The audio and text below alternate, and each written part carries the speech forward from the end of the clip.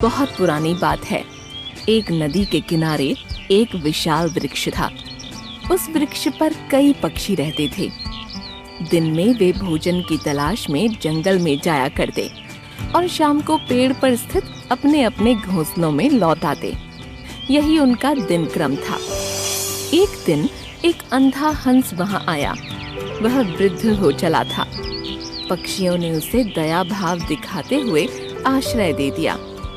पक्षी जब भोजन की तलाश में जाते तो हंस के लिए भी भोजन ले आते थे। बदले में वह उनके बच्चों की देखभाल कर दिया करता था। इस तरह हंस को बिना मेहनत करे भोजन मिलने लगा और पक्षी भी अपने बच्चों की तरफ से निश्चिंत होकर भोजन की तलाश में दूर दूर तक जा पाते थे। बड़े सुख से पक्षियों और हंस के दिन व्यतीत हो रहे थे। एक दिन कहीं से एक बिल्ली उस जंगल में आई। इधर उधर भटकते हुए जब वह उस पेड़ के पास से गुजरी तो उसकी नजर पक्षियों के अंडों और बच्चों पर पड़ी। उसके मुंह में पानी आ गया। वह उन्हें खाने के लिए पेड़ पर चढ़ी तो पक्षियों के बच्चे अपने बचाव के लिए शोर मचाने लगे। शोर सुनकर हंस चिल्लाकर बोला, कौन है? बिल्ली डर गई और पेड़ से नीचे उतर आई और हंस को नमस्ते कर बोली, हंस जी, मैं बिल्ली हूँ। यहीं पेड़ के पास रहती हूँ। जंगल के पक्षियों से मैंने आपकी बहुत प्रशंसा सुनी है, इसलिए दर्शन हेतु चली आई। कृपया मेरा प्रणाम स्वीकार करें। हंस ने उसे वहाँ से चले जाने को कहा। वह जानता था कि बिल्ली पक्षियों के बच्चों के लिए खतरा है। बिल्ली समझ गई कि भले ही हंस अंधा और बूढ़ा क्यों ना हो, उसके रहते पक्षियों के अंडों और बच्चों पर हाथ साफ करना असंभव है। वह किसी तरह अपनी चिकनी चुपड़ी बातों से उसे विश्वास में लेने का प्रयास करने लगी। वह बोली, हंस जी, मैं जानती हूँ कि आपको मुझ पर शक है। आपको लगता है कि मैं पक्षियों के बच्चों को अपना भोजन बना लूंगी, किंतु भरोसा करें, ऐसा नहीं है। एक दिन एक महात्मा से मिलने के बाद मैंने मांस खाना छोड़ दिया है। मैं पूर्णतः शाकाहारी बन गई हूँ और अपना समय मैं दूसरों की मदद करने में लगाती हूँ। आपकी प्रशंसा सुनकर आपके सानिध्य में कुछ दिन व्यतीत करने का विचार कर आपके पास आई हूँ। कृपया मुझे अपने चरणों में स्थान दें। हंस उसकी चिकनी चुपड़ी बातों में आ गया और उस पर विश्वास कर बैठा। उसने उसे अपने साथ पेड़ पर रहने की अनुमति दे दी। बिल्ली तो यही चाहती थी। वह हंस के साथ उसी पेड़ पर रहने लगी और मौका पाकर एक एक कर पक्षियों के अंडे और बच्चे खाने लगी।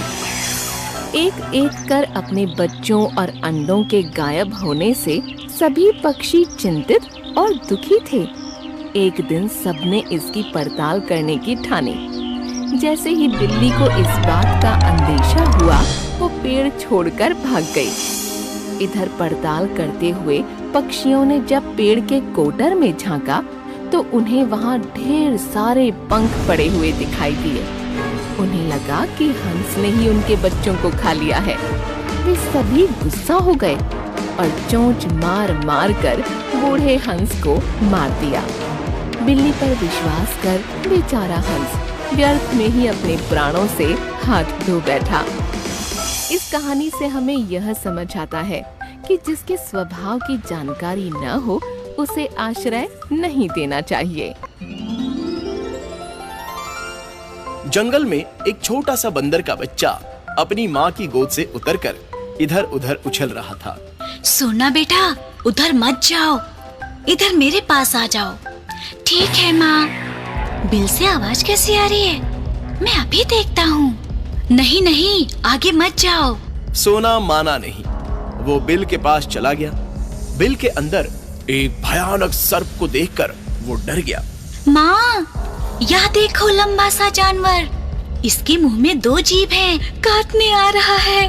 बेटा पीछे आ जाओ, वह सांप है, तुम्हें काट लेगा। बंदरिया माँ ने झपट कर सोना बेटे को पीछे खींच लिया और उसी समय सांप आगे आ गया। बंदरिया माँ ने अपने बच्चे को सांप से बचाने के लिए पीछे कर दिया। उसका ध्यान बच्चे की तरफ था। ठीक उसी समय सांप ने उसे ही डस लिया। वो भय और दर्द से कराह उठी। सांप भाग गया और माँ बेचारी जमीन पर गिरकर रोने लगी। उसे अपनी मौत से ज्यादा अपने बेटे सोना के अकेले हो जाने का भय सताने लगा।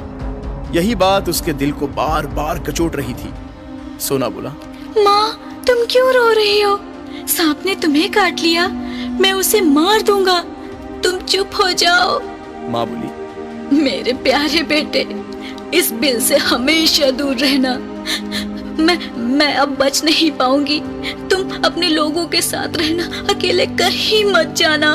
बड़े लोग जैसा समझाएंगे उनकी बात मानकर चलना। जंगल में बहुत खतरे रहते हैं बेटा। माँ ये क्यों कह रही हो कि बच नहीं पाओगी? तुम्हें कुछ नहीं होगा।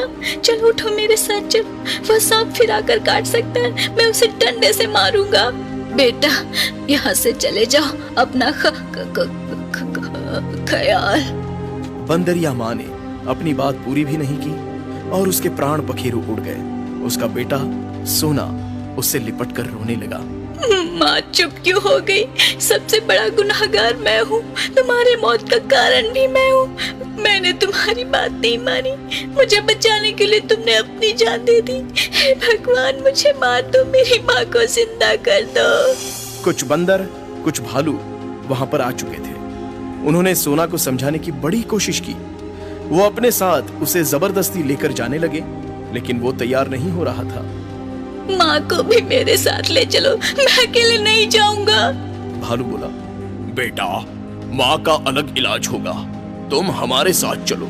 यहाँ रुकना ठीक नहीं है, तुम्हें अपने से बड़ों की बात माननी चाहिए। इसी बात पर सोना ने सिर झुका लिया और उनके साथ भारी मन के साथ वहां से चल पड़ा। सोना बंदरों की टोली में पहुंच चुका था। वो देख रहा था कि दूसरी बंदरियां माँ अपने बच्चों को बड़े प्यार से संभाल रही थीं और खिला रही थी। उसे अपनी माँ की याद आने लगी। एक आदमी एक बड़े से थैले में बहुत सारी खाने पीने की वस्तुएं लेकर आ गया। सारे बंदर उसके आसपास इकट्ठा हो गए। वो पैकेट बांटने लगा। बंदरों के अंदर पैकेट लूटने की होड़ मच गई। बड़े बंदर बंदरियां पैकेट लेते जा रहे थे। सोना उस भीड़ में खो सा गया था। बंदरियां माँ पैकेट लेकर अपने बच्चों को खिला रही थी और स्वयं खा रही थी। सोना के हाथ में कोई पैकेट नहीं था।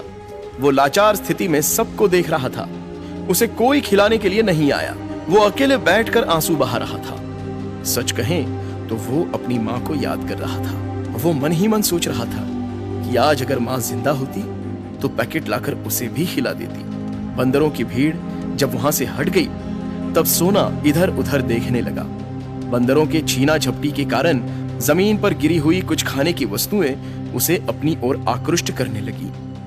उसकी भूख ने उसे मजबूर कर दिया था और वो उन्हें उठाकर खाने लगा।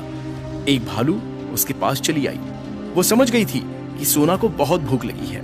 सोना, मैं जानती हूँ तुम्हें बहुत भूख लगी है। तुम अपने आंसू पोंछ लो, आओ मेरा दूध पी लो। इतना कहकर भालू ने सोना को अपने पास ले लिया और दूध पिलाने लगी। थोड़ी देर में भालू का बच्चा राजा आ गया और उसने इस बात पर अपना ऐतराज जताया। माँ, तुम इस बंदर के बच्चे को दूध क्यों पिला रही हो? बेटा, यह भी तुम्हारा भाई है, इसे बहुत भूख लगी है। राजा बोला, ये बंदर का बच्चा है, मेरा भाई नहीं है। ए बंदर के बच्चे, चल भाग जा यहाँ से। ये मेरी माँ है, तुम्हारी माँ नहीं। बेटा, इसकी माँ अब इस दुनिया में नहीं है। अगर इसे हमने भी दुत्कार दिया तो यह कहाँ जाएगा? कुछ देर पहले जब सारे बंदर खाने के पैकेट खा रहे थे तब इस बेचारों को किसी ने नहीं पूछा। यह सोना भूखा प्यासा सबका मुंह देख रहा था। इसकी माँ नहीं है, इसे बड़ा दुख होता होगा। कोई बात नहीं, आज से हम दोनों भाई भाई। माँ, इसे दूध पिला दो, भूख लगी होगी। आओ सोना मेरे भाई, दूध पी लो।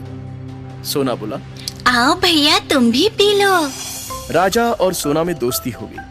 वो साथ साथ रहते, खेलते और घूमते थे। एक दिन दोनों नदी किनारे पहुंच गए।